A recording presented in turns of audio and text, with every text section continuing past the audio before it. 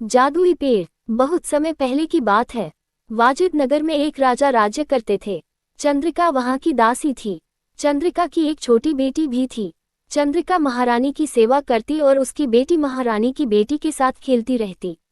ये सब देख महारानी ने चंद्रिका से कहा, देखो चंद्रिका, तुम्हारी बेटी मेरी बेटी के साथ कितने प्यार से खेल रही है। उद्धरण चिन्ह। इस पर चंद्रिका कहती है, जी महारानी, मैं एक दासी हूँ और मेरी बेटी राजकुमारी के साथ खेल रही है। मुझे ये सब अजीब लग रहा है, कहीं कोई अनर्थ ना हो जाए। उद्धरण चिन्ह। क्या बोल रही हो तुम भी? देखो कितने प्यार से खेलने में व्यस्त हैं दोनों। उद्धरण चिन्ह। अगले दिन सभा में राजा बैठे हुए होते हैं। अचानक एक सैनिक आकर राजा को समाचार देता है, हे राजन, हमारे राज्य में एक बहुत ही गंभीर बीमारी फैल गई है। यह एक बहुत ही अजीब प्रकार का बुखार है। अगर इसके संपर्क में कोई दूसरा व्यक्ति आता है तो वह भी इस बीमारी से ग्रसित हो जाता है। उद्धरण चिन्ह। ये सुनकर राजा अत्यंत दुविधा में पड़ जाते हैं और कहते हैं, हमारे राज्य के राजवैद्य कहाँ है? उद्धरण चिन्ह। इतने में राजवैद्य वहां उपस्थित हो जाते हैं। महाराज, मैं यहाँ हूँ। दरअसल मैं रोगियों को परख रहा था। मेरे पास इस बीमारी का अभी कोई इलाज नहीं है। मैंने देखा है कि यह बीमारी बहुत तेजी से बढ़ रही है और आसपास के लोगों को भी अपना शिकार बना रही है। उद्धरण चिन्ह। महाराज कुछ समय तक सोचते हैं और कहते हैं, सेनापति, पूरे राज्य में ऐलान करवा दो कि कोई भी व्यक्ति दूसरे व्यक्ति से नहीं मिलेगा। सभी आपस में दो हाथ फैसला बनाकर रखेंगे। उद्धरण चिन्ह। महाराज के आदेशानुसार सेनापति कुछ सैनिकों को लेकर राज्य में जाता है और ढोल बजाकर आदेश करता है कि गांव का कोई भी व्यक्ति दूसरे व्यक्ति के नजदीक नहीं जाएगा और परस्पर 2 हाथ की दूरी भी बनाकर रखेगा। महाराज सभा में से अपने कक्ष में आते हैं। वह देखते हैं कि चंद्रिका की बेटी राजकुमारी के साथ खेल रही है। वह कहते हैं कि चंदा, तुम्हें पता नहीं है, राज्य में गंभीर बीमारी चल रही है। जब तक बीमारी है तब तक तुम राजकुमारी के साथ नहीं खेलोगी और अपने घर पर ही रहोगी। ये सुनकर राजकुमारी कहती है, लेकिन महाराज, मैं अकेले कैसे खेलूंगी? उद्धरण चिन्ह। इतने में चंदा खड़ी होकर अपने घर जाने वाली होती है कि तभी राजकुमारी बेहोश हो जाती है। राजवैद्य आते हैं और बताते हैं कि राजकुमारी को भी वही गंभीर बीमारी हो गई है। इसका तो मेरे पास अभी इलाज भी नहीं है। ये सब देख महाराज दुविधा में पड़ जाते हैं।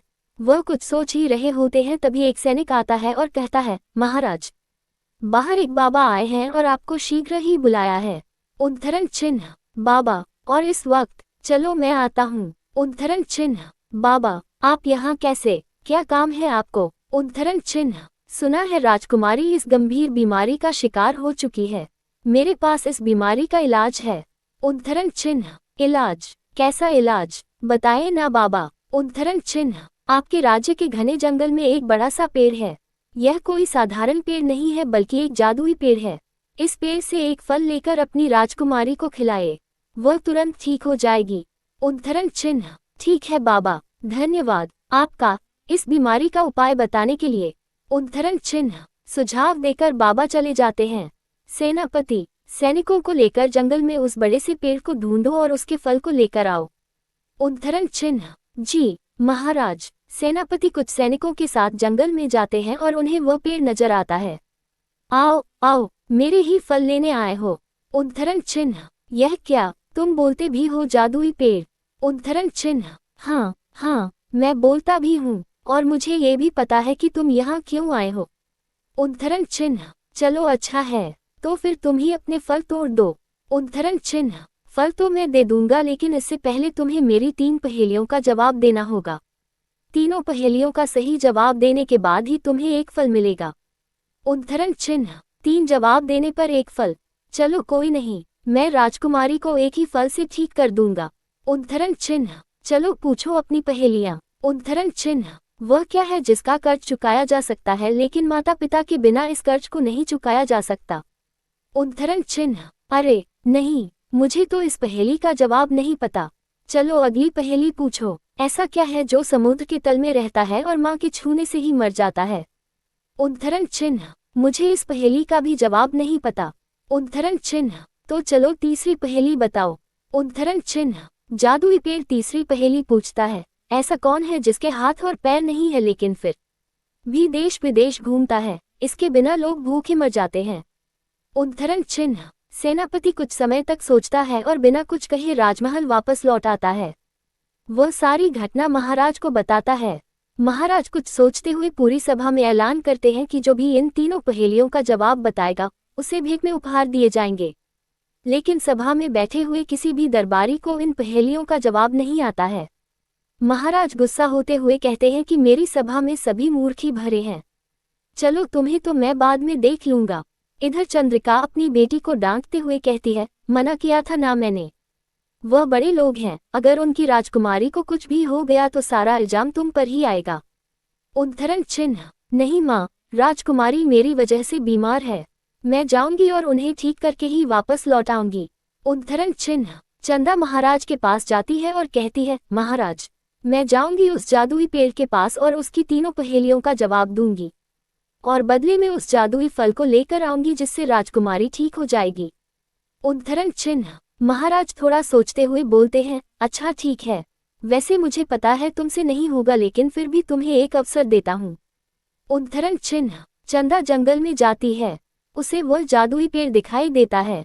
वह उससे कहती है, हे जादुई पेड़, आप अपनी तीनों पहेलियां पूछिए। उद्धरण चिन्ह, जादुई पेड़ एक एक करके तीनों पहेलियों को पूछता है। चंदा थोड़ा देर रुक रुक कर उन सभी पहेलियों का जवाब दे देती है। वह पहली पहेली का जवाब वैद्य जी या गुरुजी, दूसरी का नमक और तीसरी का मोहर या पैसा देती है। ये सुनकर जादुई पेड़ बहुत खुश होता है और अपने जादुई फल को तोड़कर चंदा की झोली में डाल देता है। चंदा अभी भी वहां खड़ी हुई देख रही होती है। जादुई पेड़ कहता है, बेटी तुम अभी गई नहीं।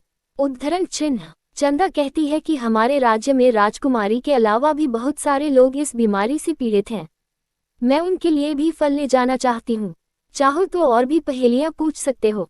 चंदा का ऐसा स्वभाव देखकर जादुई पेड़ बहुत खुश हुआ और उसने पल भर में अपने जादुई फल जमीन पर बिखेर दिए। चंदा ने उन सभी फलों को समेटा और राज्य वापस लौट गई। राज्य पहुंचने के बाद राज्यवैद्य ने उस फल के रस को राजकुमारी के मुंह में डाला और देखते ही देखते राजकुमारी उठ खड़ी हो गई।